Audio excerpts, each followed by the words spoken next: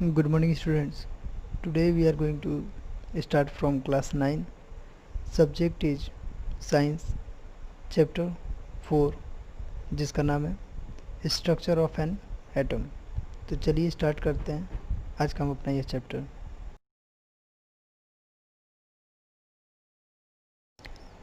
In previous chapter we have learned that atoms and molecules are the fundamental building blocks of the matter। किसी भी matter का सबसे छोटा unit क्या होता है? एटम होता है। डॉक्टर डॉल्टन ने हमें बताया कि किसी भी एटम्स को हम लोग और डिवाइड नहीं कर सकते हैं। अगर ऐसा है तो फिर किसी भी एक एलिमेंट का जो एटम होता है दूसरे एलिमेंट के एटम से अलग कैसे हो सकता है? ये सारे सवाल के जवाब हमें मिलेंगे इस चैप्टर में।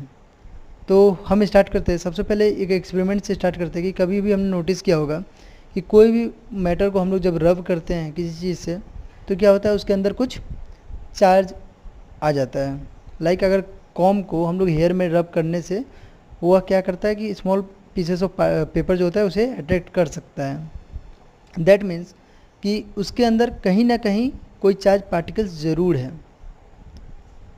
तो जे थॉमसन ने ये हमें 1900 में बताया कि एटम इंडिविजुअल पार्टिकल नहीं है, इसके अंदर सब एटॉमिक पार्टिकल्स होता है जिसे हम लोग इलेक्ट्रॉन कहते हैं। इससे पहले डॉक्टर गोल्डस्टीन ने 1886 में खोज किया था, जिसमें उन्होंने कुछ एटम्स के अंदर न्यू रेडिएशंस के बारे में बताया था जो पॉजिटिवली चार्ज होता है, जिसे उन्होंने नाम दिया था कैनल रेज के रूप में नाम दिया था। जे थॉमसन ने ये क्लियर किया कि हर एक एटम्स में पॉजिटिव और नेगेटिव दो चार्ज होते हैं जो इक्वल मैग्नीट्यूड के साथ होते हैं। इनका अमाउंट जो होता है, मैग्नीट्यूड जो होता है सेम रहता है, जिसकी वजह से कोई भी एक एटम न्यूट्रल रहता है। अब हम बात करेंगे कि अगर ऐसा है तो फिर एक एटम का स्ट्रक्चर कैसा होगा। एटम को अगर हम लोग डिवाइड कर सकते हैं सब एटॉमिक पार्टिकल्स में तो उसका स्ट्रक्चर कैसा होगा, किस तरह अरेंज किया हुआ है एक एटम के अंदर पॉजिटिव और नेगेटिव पार्टिकल्स। तो थॉमसन ने एक मॉडल हमें दुनिया के सामने रखा। उसमें उन्होंने बताया कि atoms is like Christmas pudding, या बोल सकते हैं हम लोग वाटरमेलन। तो वाटरमेलन में जो पॉजिटिवली चार्ज स्फीयर होते हैं वो वाटरमेलन का रेड पार्ट होता है, okay. And the negative charge जो होता है, जो इलेक्ट्रॉन है हम लोग का, वो something like seed of the watermelon. Red part बहुत ज़्यादा होता है, उसमें सीड्स जो रहते हैं जहाँ तहाँ। वैसे ही पॉजिटिव चार्ज के साथ साथ कहीं कहीं इलेक्ट्रॉन्स या नेगेटिव चार्ज रहते हैं।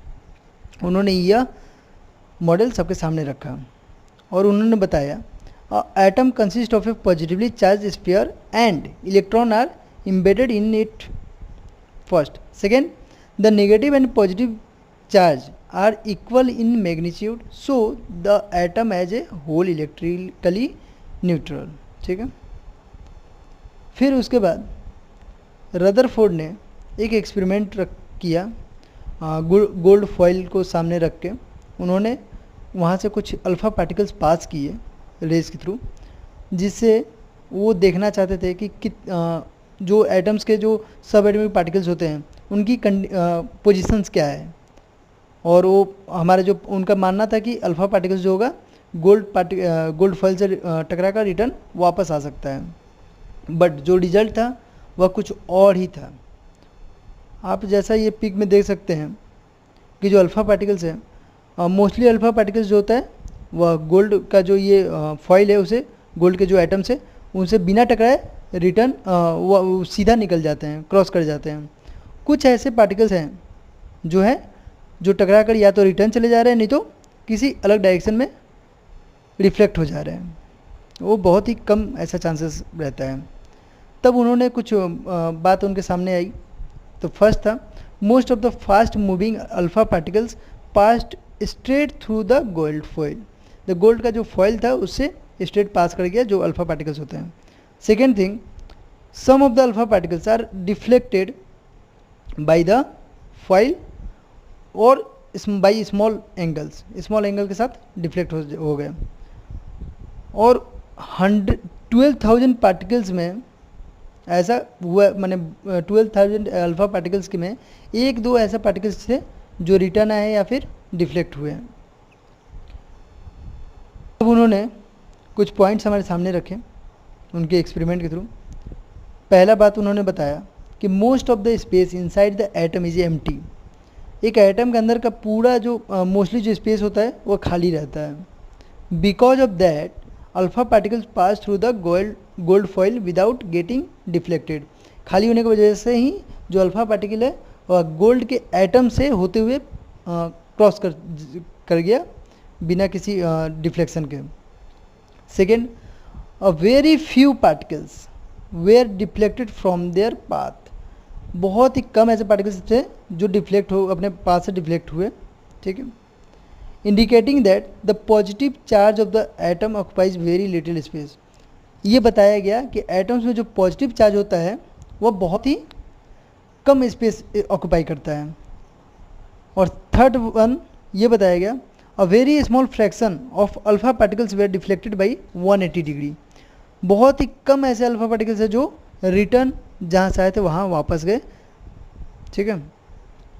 इससे ये हमें पता चला कि all the charge particles and the mass of the gold atom were in the small volume and in the middle में जो एटम्स का एक मिडिल जो पॉइंट होता है वहाँ पे चार्ज पार्टिकल्स है और बहुत ही कम स्पेस ऑक्युपाई किए हुए, वॉल्यूम इसका बहुत ही कम है, ये हमें इन्होंने बताया, ठीक है।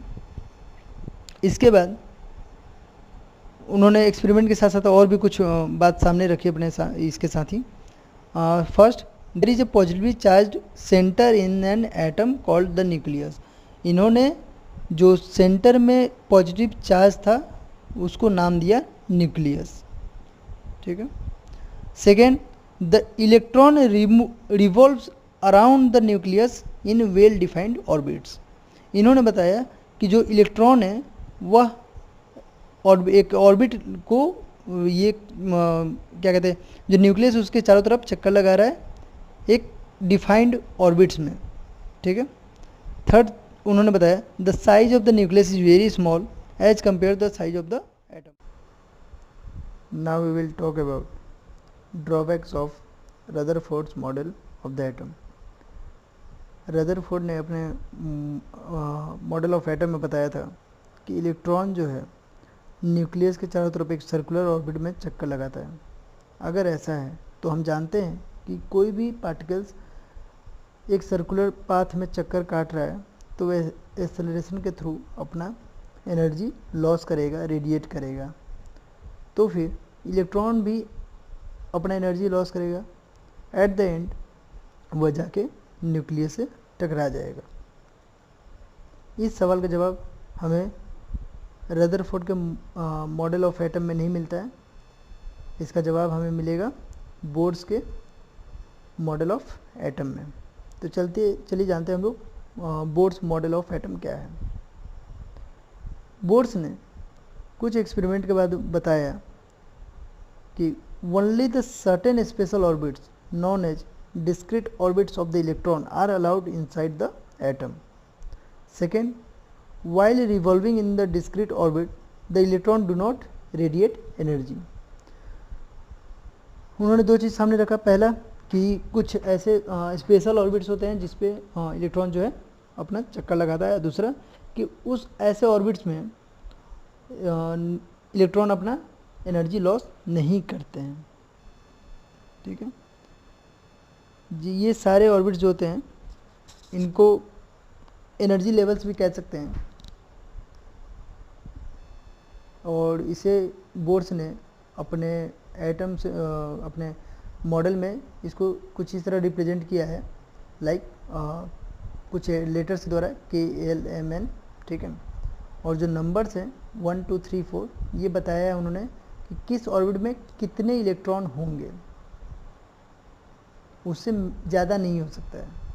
उन्होंने ये चीज़ बात सामने रखा था। साथ ही अब हम बात करेंगे, हमें इलेक्ट्रॉन के बारे में पता था, प्रोटॉन के बारे में पता था, प्रोटॉन न्यूक्लियस के अंदर रहेगा, जो इलेक्ट्रॉन है वो ऑर्बिट में चक्कर लगा रहा है। अब हम बात करेंगे न्यूट्रॉन्स के बारे में। तो न्यूट्रॉन्स की खोज की थी 1932 में हुआ था चैडविक नाम के एक वैज्ञानिक ने।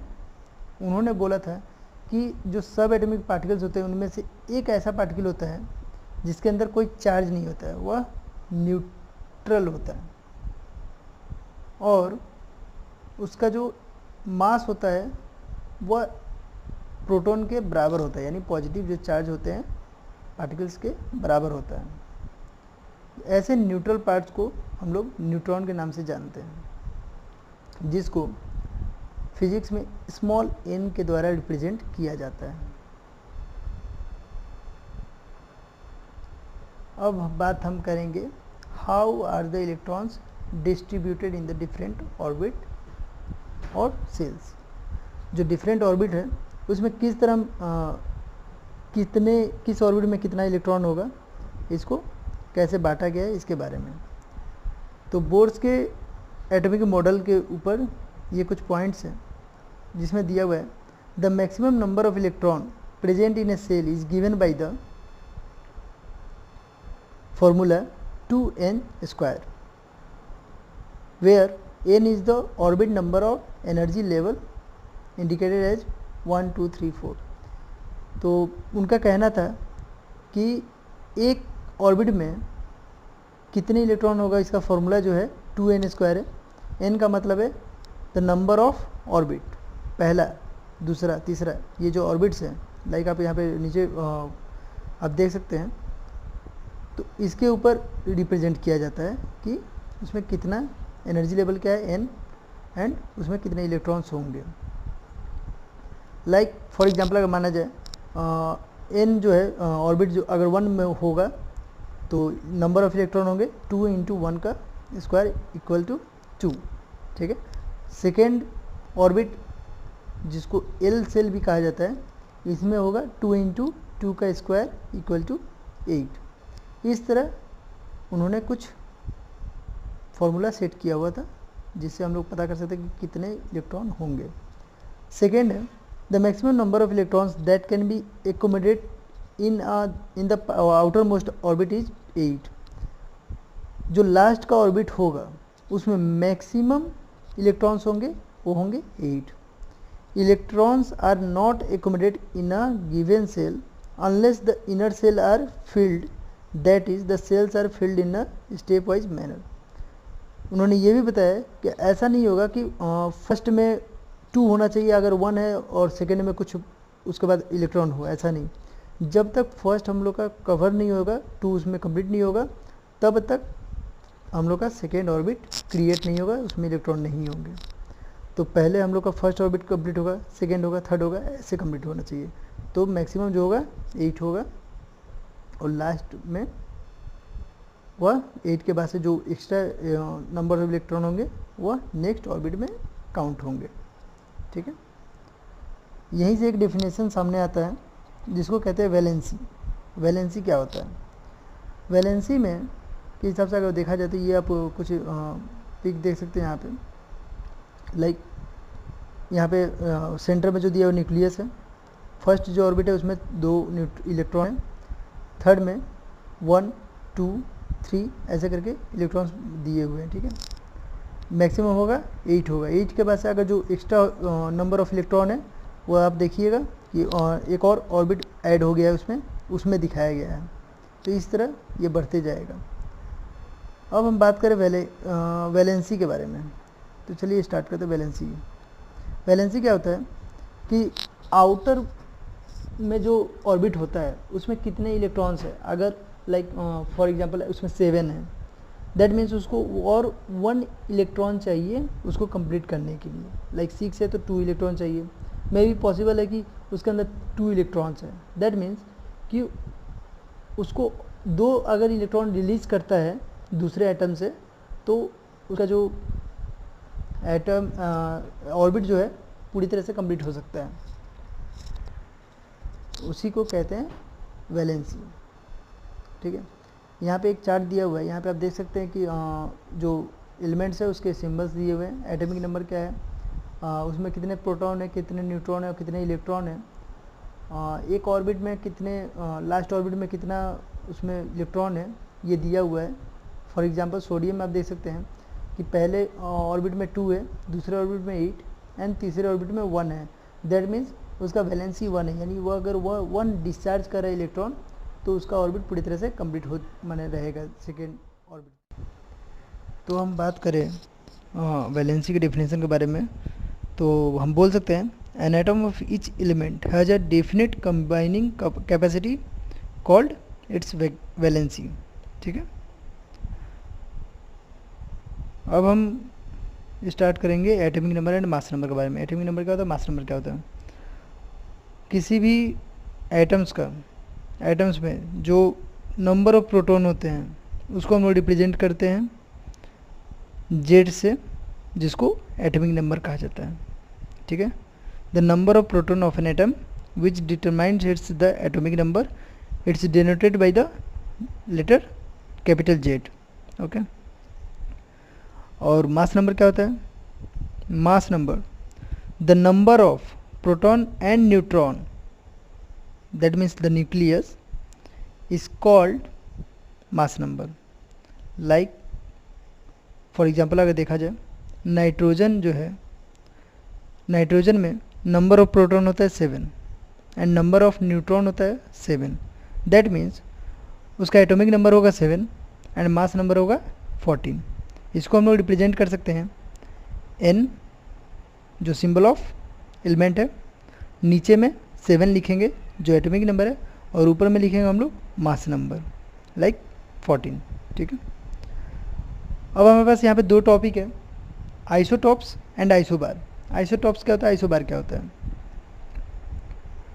तो लाइक किसी भी एटम्स का जो एलिमेंट का एटम होते हैं उसमें same number of atomic number होगा but mass number will be different, तो वह उसका आइसोटॉप्स कहलाएगा।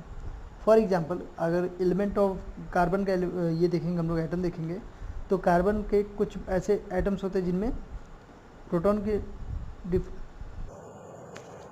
कार्बन का एटॉमिक नंबर दोनों एटम्स में 6 है, बट जो कार्बन के मास नंबर है 12 एंड 14 दोनों अलग है। On the basis of these examples we can say isotopes are defined as the atoms of the same element having the same atomic number but different mass number. Okay, अब हम बात करेंगे isobar के बारे में। आइसोबार्स क्या होते हैं, चलिए स्टार्ट करते हैं कैल्शियम से। कैल्शियम जो होता है उसका एटॉमिक नंबर 20 होता है and argon the atomic number is 18, but दोनों का मास नंबर 40 होता है, यानी सेम होता है दोनों का मास नंबर। ओके, इस टाइप के जो एटम्स होते हैं, इन एटम्स को, इन एलिमेंट ऑफ एटम्स को हम लोग कहते हैं आइसोबार, जिनका the same number of mass the mass number will B same but atomic number will be different.